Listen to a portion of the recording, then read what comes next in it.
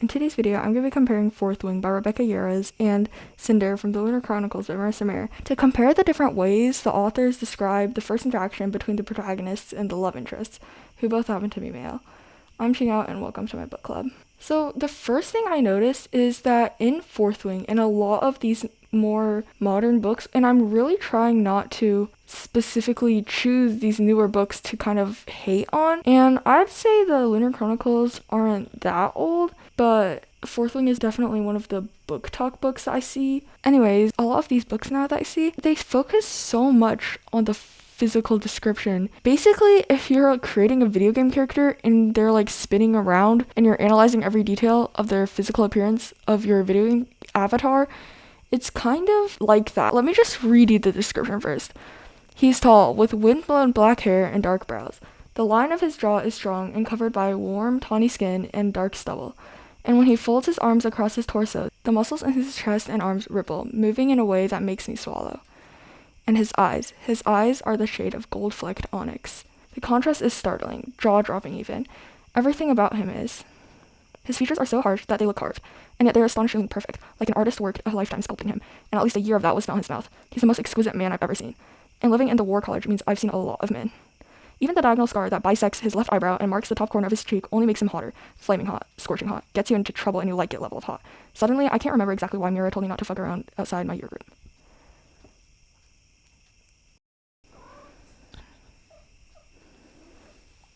And I also want to add that getting this super detailed description makes it seem like she's already in love with him. And she's not supposed to be, because this is the first time she's really meeting him. Just doesn't really fit in with the scene at the moment, and it's just not really how you would describe someone if you were meeting them for the first time and you kind of hate them already. The author also adds he's massive. He has to be more than 4 inches over 6 feet tall. It just seems like it was supposed to be a part of someone's description of the character when they were building the character, and not supposed to be in here when they're actually writing it out. They just plugged in this giant description. I wanted to take apart from Cinder when she first meets Kai, who's the love interest there.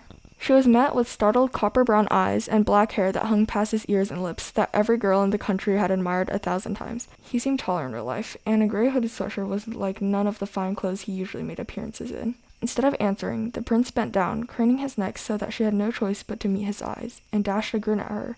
Her heart winced. It is kind of different in the sense that everyone's supposed to love the prince in this story, because he's the prince, and the other one, she kind of hates him because of their backgrounds. But it's not like they pause the story just to give this giant analysis of how they look. They kind of include it in their interaction instead of as if you're just staring at him, looking at every single detail. I feel like it is a way to show the color of eyes without just directly saying it. And that's the first place you look when you're meeting someone, and you take note of what their eyes are saying, that he's startled. And you also notice the color at that time too. It's not like you're looking at him from head to toe and the eyes are just a part of that analysis. I also think you don't need to make the character attractive specifically for the reader. Different people are going to find different kinds of characters attractive, but if you want the interaction to feel more natural and like there's still some chemistry between them, you need to show that through their actual interaction, and you need to make the first impression something that the character feels, not only based off looks, like maybe somewhat based off looks, but you need to show why they feel that way rather than just saying they were so hot. I want to see how that actually affects them rather than just saying it affects them. For example, he dashed a grin at her. That's more like that's actually an interaction rather than just saying he was so physically attractive. I found him exquisite. And also, another thing is that she says that he seemed taller in real life. That is exactly how anyone would describe someone. You don't say he's massive. No one really says that unless that's like a really defining characteristic of them. And a little bit after, they say that he craned his neck down to meet her eyes, which shows his height too, rather than just saying he's massive.